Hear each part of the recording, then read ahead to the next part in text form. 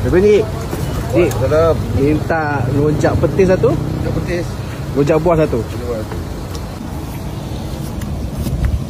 Nak buat batu. Ni buat Buat tu. batu. Okey. Jambu air. Jambu air. Okey. Tadi akak 9 Buah mangga. Cuba mau masak kan. Dia masak-masak manis.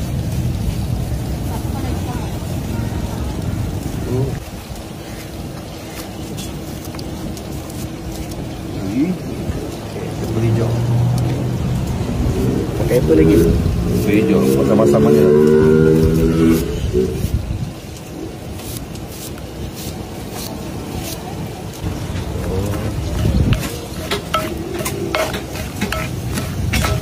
Lama lah jaga rojak.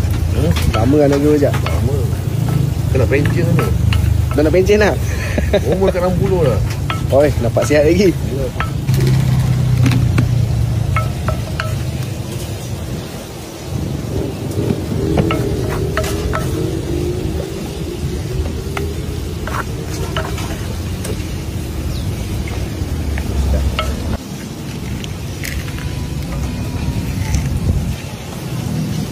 Sedap lagi Tambah kacang lebih juga. Ya okey. Okey, terima kasih.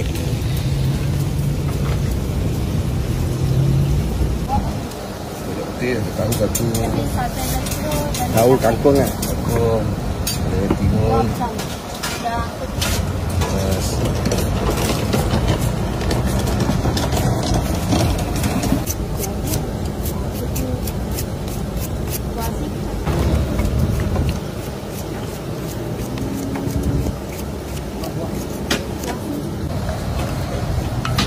Untuk satu ya.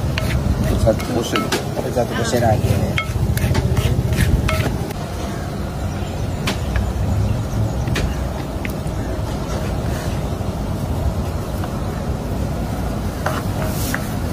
Jadi buka niaga hari ni. Jumat satu lagi. Jumat Sabtu. Sini buka pukul apa? Apa? Buka pukul apa? Pukul 3 sampai pukul 7. Okey. Sebelum maghrib lah.